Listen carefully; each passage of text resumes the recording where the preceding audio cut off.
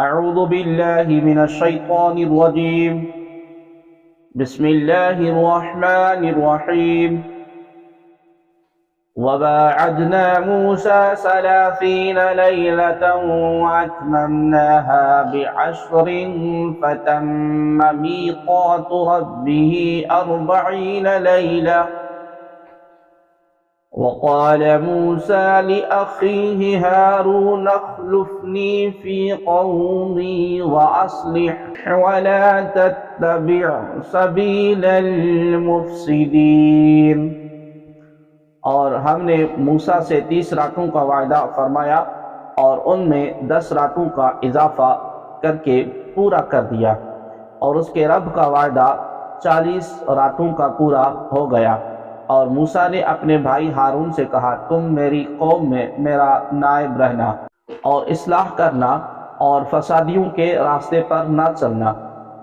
وَوَاعَدْنَا موسیٰ، اور ہم نے موسیٰ سے وعدہ فرمایا۔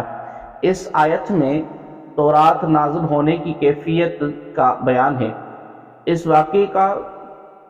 اس کا واقعہ یہ ہے کہ حضرت موسیٰ علیہ السلام نے مصر میں بنی اسرائیل سے وعدہ فرمایا تھا کہ جب اللہ تبارک و تعالی ان کے دشمن فرعون کو ہلاک فرما دے گا تو وہ ان کے پاس اللہ تبارک و تعالی کی جانب سے ایک کتاب لائیں گے جس میں حلال و حرام کا بیان ہوگا۔ جب اللہ تبارک و تعالی نے فرعون کو ہلاک کر دیا تو حضرت موسیٰ علیہ السلام نے اللہ تعالی سے اس کتاب کو نازل فرمانے کی درخواست کی۔ انہیں حکم ملا کہ 30 روزے رکھے۔ یہ ذوالقعدہ کا مہینہ تھا۔ جب حضرت موسیٰ علیہ السلام روزے پورے کر چکے تو آپ کو اپنے دہن مبارک میں ایک طرح کی بو معلوم ہوئی۔ اس وجہ سے آپ نے مسواک کر لی۔ فرشتوں نے ان سے عرض کی، ہمیں آپ کے دہن مبارک سے بڑی محبوب خوشبو آیا کرتی تھی، آپ نے مسواک کر کے اس کو ختم کر دیا۔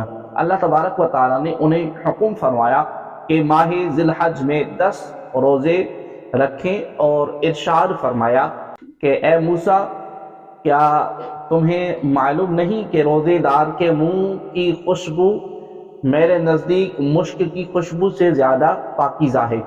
وقال موسیٰ لأخیہ ہارون، اور موسیٰ نے اپنے بھائی ہارون سے کہا۔ آیت کا خلاصہ یہ ہے کہ حضرت موسیٰ علیہ السلام نے پہاڑ پر مناجات کے لیے جاتے وقت اپنے بھائی حضرت ہارون علیہ السلام سے فرمایا، تم میرے واپس آنے تک میری قوم میں میرے نائب بن کر رہو اور بنی اسرائیل کے ساتھ نرمی سے پیش آنا، ان کے ساتھ بھلائی کرنا اور انہیں اللہ تبارک و تعالی کی اطاعت پر ابھارنا، اور بنی اسرائیل کے ان لوگوں کے طریقے پر نہ چلنا جو زمین میں اپنے رب کی نافرمانی کر کے اور گناہ گاروں کی ان کے گناہ پر مدد کر کے فساد برپا کرتے ہیں، بلکہ جو لوگ اپنے رب کی اطاعت گزار بندے ہیں ان کے طریقے اختیار کرنا۔ یاد رہے کہ حضرت موسیٰ علیہ السلام نے حضرت ہارون علیہ السلام سے جو اصلاح اور صحیح راستے پر چلنے کا فرمایا وہ حقیقت میں آپ کے واسطے سے بنی اسرائیل کو فرمایا تھا، ورنہ انبیاء کرام علیہ السلام کو فسادیوں کے راستے پر چلنے سے معصوم ہیں۔ یہ بھی ہو سکتا ہے کہ حضرت موسیٰ علیہ السلام کا حضرت ہارون علیہ السلام کو یہ فرمانا بطور تاکید اور استقامت کے ہو۔ وَلَمَّا جَاءَ مُوسَىٰ لِمِيقَاتِنَا وَكَلَّمَهُ رَبُّهُ قَالَ رَبِّ أَرْنِي أَنظُرْ إِلَيْكَ قَالَ لَن تَرَانِي وَلَكِنِ انظُرْ إِلَى الْجَبَلِ فَإِنِ اسْتَقَرَّ مَكَانَهُ فسوف تراني فلما تجلى ربه للجبل جعله دكا وخر موسى صعقا فلما أفاق قال سبحانك تبت إليك وأنا أول المؤمنين۔ اور جب موسیٰ ہمارے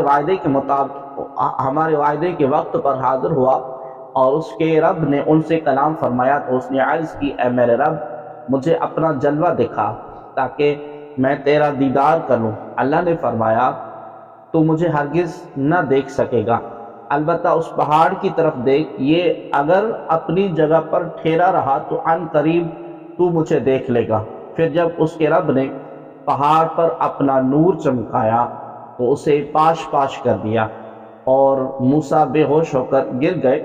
پھر جب ہوش آیا تو عرض کی تو پاک ہے، میں تیری طرف رجوع لایا اور میں سب سے پہلا مسلمان ہوں۔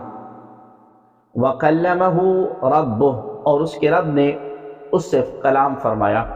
اس آیت سے ثابت ہوا کہ اللہ تبارک و تعالی نے حضرت موسیٰ علیہ السلام سے کلام فرمایا۔ اس پر ہمارا ایمان ہے، اور ہماری کیا حیثیت ہے کہ ہم اس کلام کی حقیقت سے بحث کر سکیں۔ کتابوں میں مذکور ہے کہ جب حضرت موسیٰ علیہ السلام کلام سننے کے لیے حاضر ہوئے تو آپ نے طہارت کی اور پاکیزہ لباس پہنا اور روزہ رکھ کر طور سینا میں حاضر ہوئے۔ اللہ تبارک و تعالی نے ایک بادل نازل فرمایا جس نے پہاڑ کو ہر طرف 4 فرسنگ یعنی 12 میل کے مقدار ڈھک لیا۔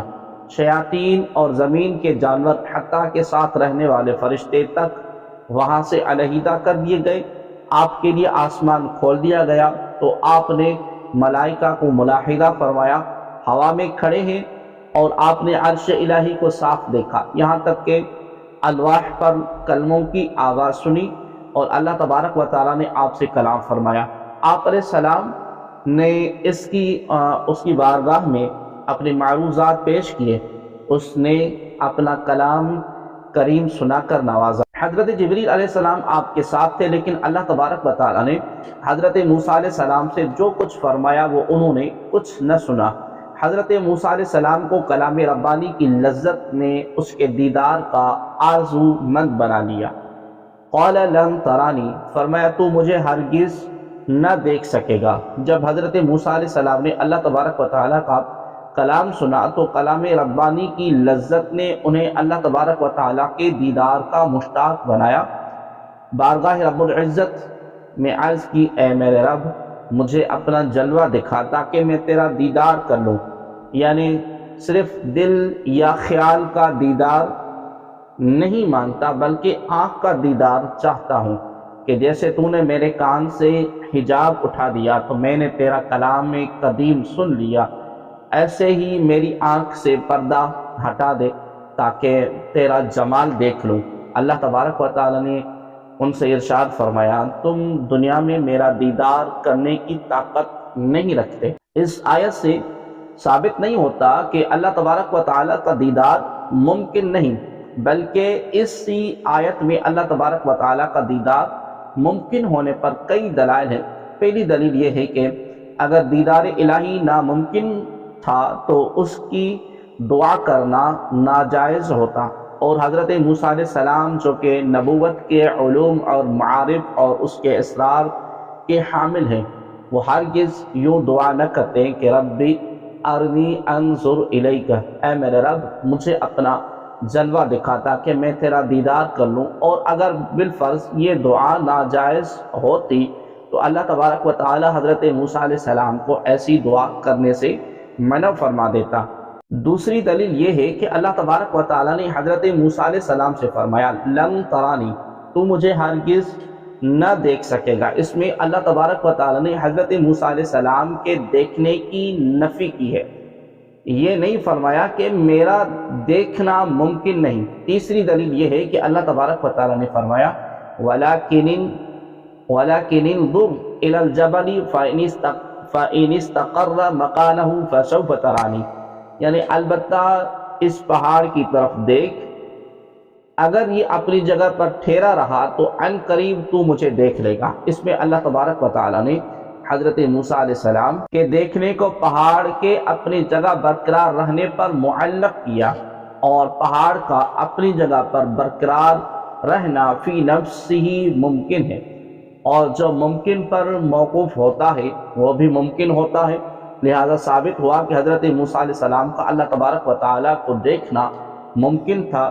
سر دست یہ 3 دلائل عرض کیے ہیں، ان کے علاوہ قرآن پاک کی کئی آیات اور احادیث سے ثابت ہوتا ہے کہ اللہ تبارک و تعالیٰ کا دیدار ممکن ہے، اور قیامت کے دن ایمان والے اس سعادت سے بہرامند ہوں گے۔ صحیح بخاری میں ہے کہ حضرت عدی بن حامد رضی اللہ تعالی عنہ سے روایت ہے کہ رسول اللہ صلی اللہ علیہ وآلہ وسلم نے ارشاد فرمایا، تم میں سے ہر شخص کے ساتھ اس کا رب کلام فرمائے گا، اس شخص کے اور اس کے رب کے درمیان کوئی ترجمان ہوگا اور نہ کوئی حجاب جو اس کے رب کو دیکھنے سے مانع ہو۔ آخر میں مومنوں کو اللہ تبارک و تعالیٰ کا دیدار ہونے سے متعلق تفصیلی دلائل سورہ انعام کی آیت نمبر 103 کی تفسیر میں ملاحظہ فرمائیں۔ قال یا موسیٰ ان اصطفیتک علی الناس برسالاتی وبکلامی فخذ ما آتیتک وکن من الشاکرین۔ اللہ نے فرمایا اے موسیٰ میں نے اپنے رسالتوں اور اپنے کلام کے ساتھ تجھے لوگوں پر منتخب کیا، تو جو میں نے تمہیں عطا فرمایا ہے اسے لے لو اور شکر گزاروں میں سے ہو جاؤ۔ قال یا موسیٰ، فرمایا اے موسیٰ۔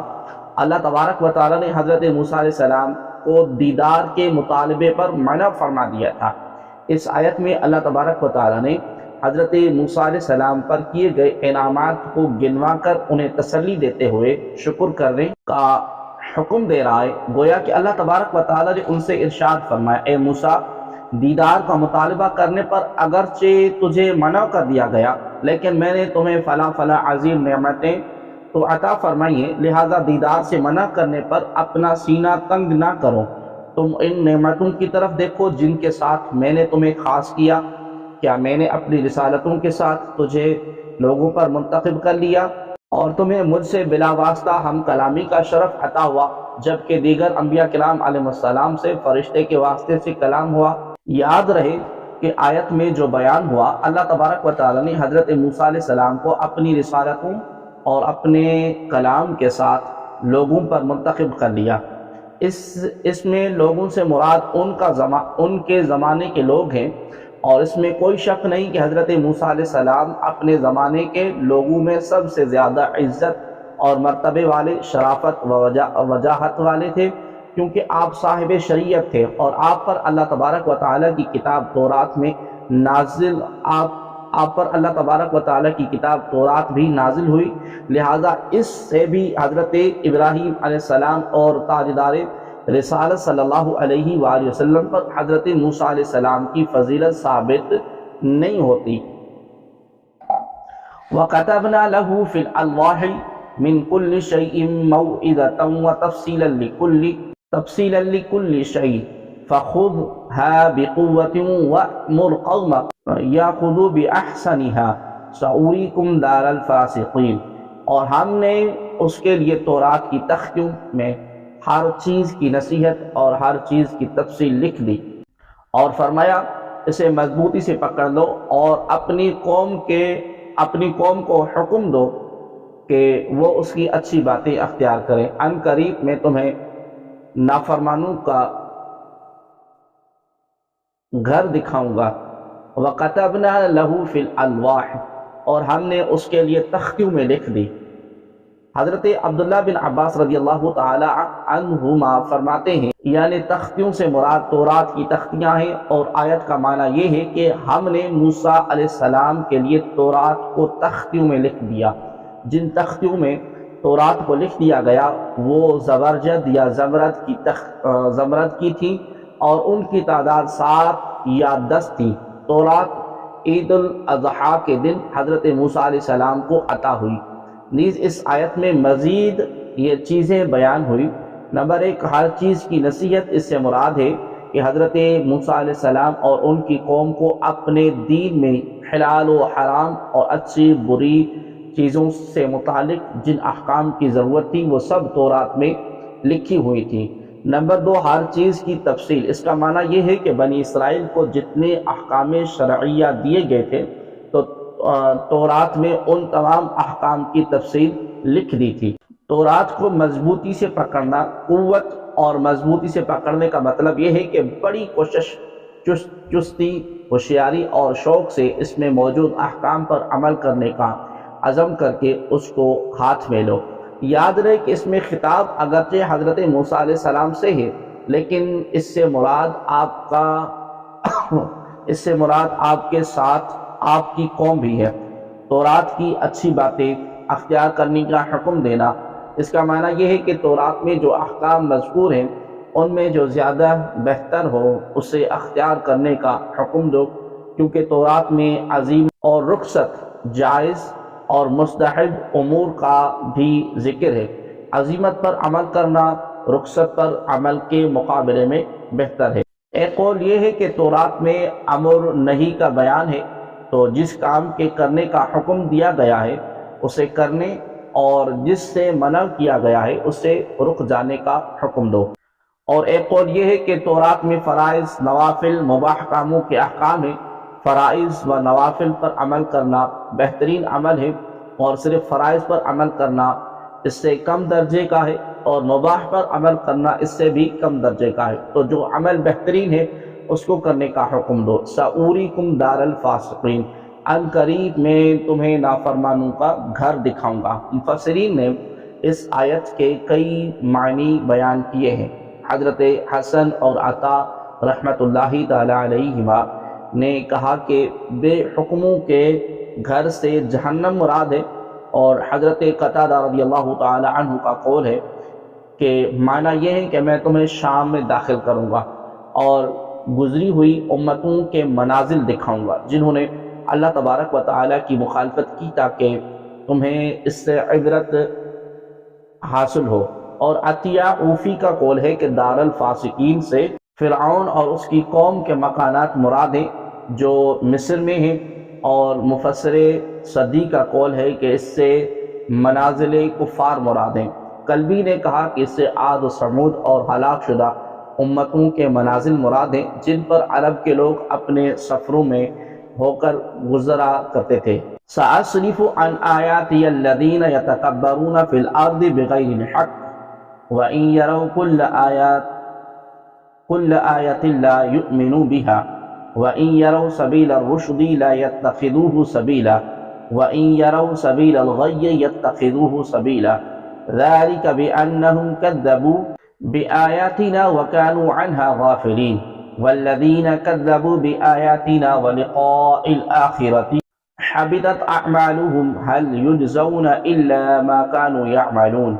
اور میں اپنی آیتوں سے ان لوگوں کو پھیر دوں گا جو زمین میں ناحق اپنی بڑائی چاہتے ہیں، اور اگر وہ سب نشانیاں دیکھ لیں تو بھی ان پر ایمان نہیں لاتے، اور اگر وہ ہدایت کی راہ دیکھ لیں تو اسے اپنا راستہ نہیں بناتے، اور اگر گمراہی کا راستہ دیکھ لیں تو اسے اپنا راستہ بنا لیتے ہیں۔ یہ اس لیے کہ انہوں نے ہماری آیتوں کو جھٹلایا اور ان سے غافل رہے، اور جنہوں نے ہماری آیتوں اور آخرت کی ملاقات کو جھٹلایا تو ان کے تمام اعمال برباد ہوئے، انہیں ان کے اعمال ہی کا بدلہ دیا جائے گا۔